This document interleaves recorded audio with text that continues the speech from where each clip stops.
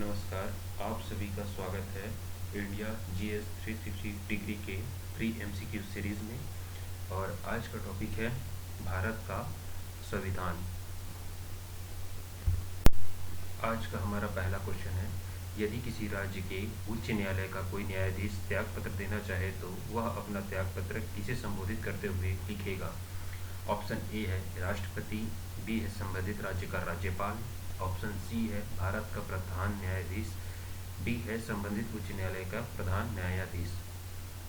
इसका सही उत्तर है ऑप्शन नंबर है ए।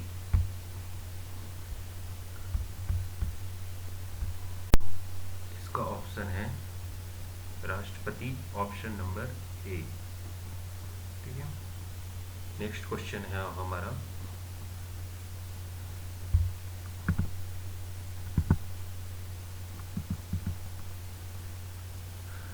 राज्यसभा के 1/3 सदस्य कितनी अवधि के अंतराल पर सेवानिवृत्त होते हैं? ऑप्शन ए है प्रति वर्ष, बी है दूसरे वर्ष, ऑप्शन सी है प्रति तीसरे वर्ष और ऑप्शन डी है प्रति चौथे वर्ष।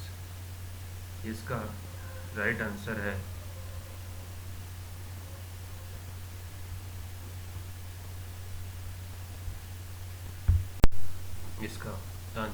प्रति दूसरे वर्ष। राज्यसभा के सदस्यों का कार्यकाल कितने वर्ष का होता है? 6 वर्षों का। 6 वर्षों का होता है। और भारतीय संविधान के अनुच्छेद 80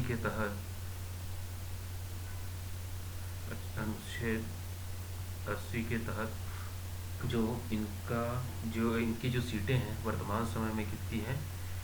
वर्तमान समय में है 245 है। वर्तमान समय में इनकी सीटें 245। नेक्स्ट क्वेश्चन, भारत का राष्ट्रपति बनने के लिए किसी व्यक्ति की आयु कम से कम कितने वर्ष होनी चाहिए? ऑप्शन ए 21 वर्ष, ऑप्शन बी 25 वर्ष, ऑप्शन सी 30 वर्ष, ऑप्शन डी 35 वर्ष। इसका सही आंसर है ऑप्शन डी है। और राष्ट्रपति बनने के लिए जो योग्यताएं हैं, पहला जो है लोकसभा सदस्य के रूप में, जब लोकसभा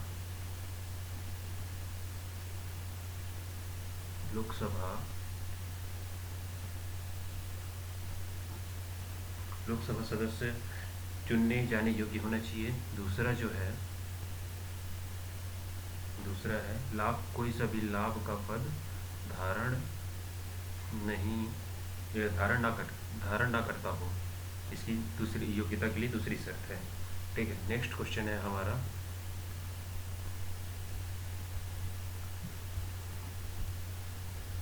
निम्नलिखित में से कौन से मामले उच्च न्यायालय और उच्चतम न्यायालय दोनों की अधिकारिता में आते हैं?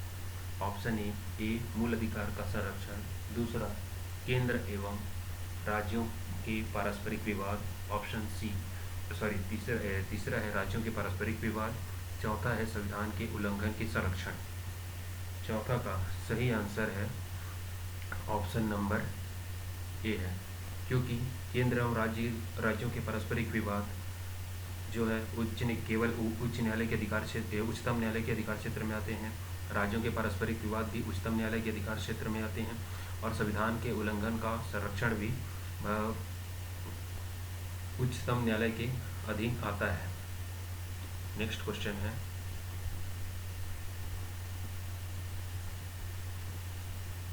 प्रशासन की आधारभूत इकाई क्या है? ए जिला, बी राजस्व प्रभाग या उपसंभाग, तीसरा है तहसील या मंडल, चौथा है डी प्रशासन की प्रमुख इकाई है।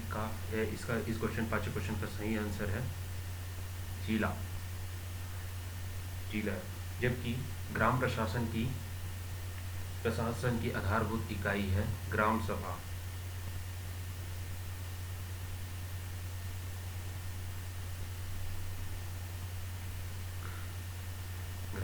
नेक्स्ट क्वेश्चन है, भारत में वित्त आयोग का मुख्य कार्य है? ए है केंद्र तथा राज्यों के बीच राजस्व का विभाजन करना, बी है वार्षिक बजट तैयार करना, सी है राष्ट्रपति को वित्तीय मामलों पर परामर्श देना, डी है संघ एवं राज्यों के विभिन्न मंत्रालयों के लिए नियमों का विनिधान करना। इसका सही उत्तर है आंसर ए, केंद्र एवं राज्यों के बीच कर का वितरण करना। वर्तमान समय में 16वें वित्त आयोग के अध्यक्ष हैं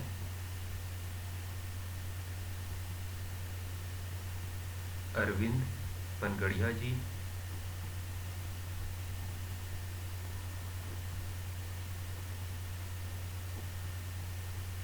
अरविंद पनगड़िया जी।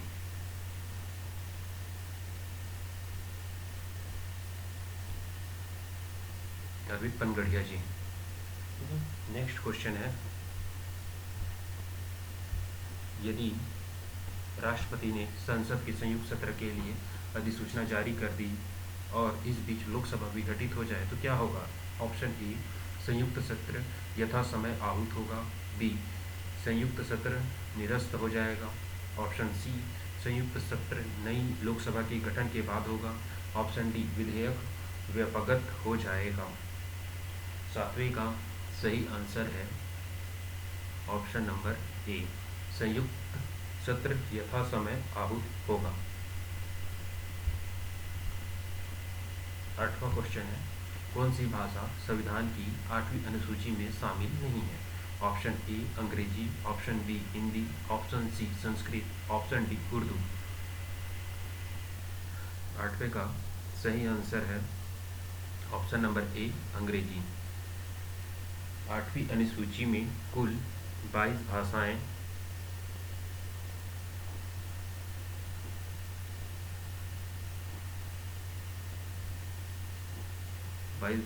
शामिल हैं।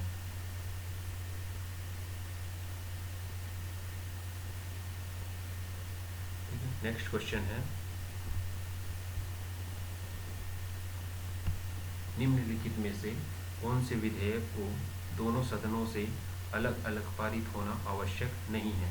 ए है शासकीय साधारण विधेयक, 2 है धन विधेयक, तीसरा है वित्त विधेयक, चौथा है संविधान संशोधन विधेयक। इसके अनुरूप कूट है, ए है केवल 1, बी है 1 और 2, सी है 1 और 2 3 और डी है 1 2 3 4। 9वां का जो आंसर होगा 1 2 और 3 तीनों। संविधान संशोधन विधेयक को दोनों सदनों से पारित होना आवश्यक है, इसलिए इसका आंसर हो जाएगा ऑप्शन सी। नेक्स्ट है, भारत का आर्थिक सर्वेक्षण किसके द्वारा प्रकाशित किया जाता है? ए भारतीय reserve bank, B NITI Aayog, सी वित्त मंत्रालय, डी उद्योग मंत्रालय। ऑप्शन क्वेश्चन 10 का आंसर है आर्थिक सर्वेक्षण वित्त मंत्रालय जारी करता है। ठीक है, आरबीआई और भारतीय रिजर्व बैंक के बारे में जान लेते हैं। वर्तमान में 26वें क्रम के गवर्नर जो बने हैं उनका नाम है संजय मल्होत्रा।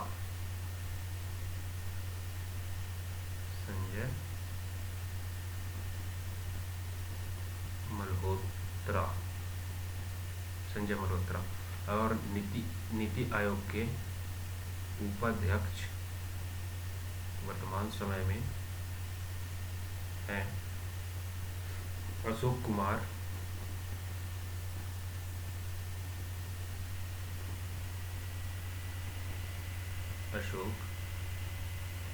कुमार लाहिड़ी।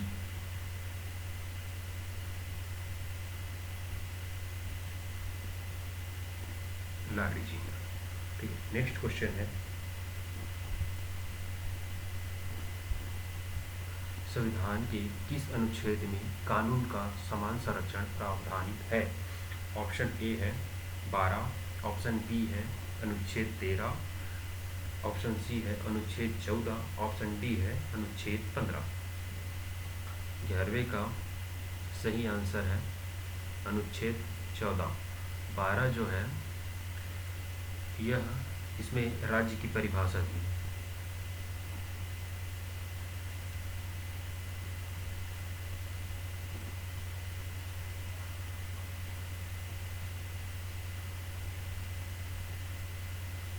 राज्य की परिभाषा 13 में है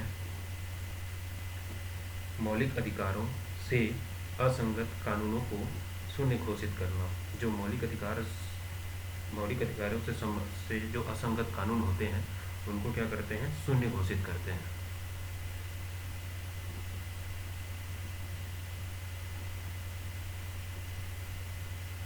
शून्य घोषित। अनुच्छेद जो 15 है, अनुच्छेद 15 क्या है, धर्म, मूलवंश,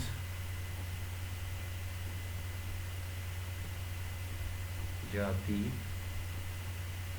लिंग या जन्म के आधार पर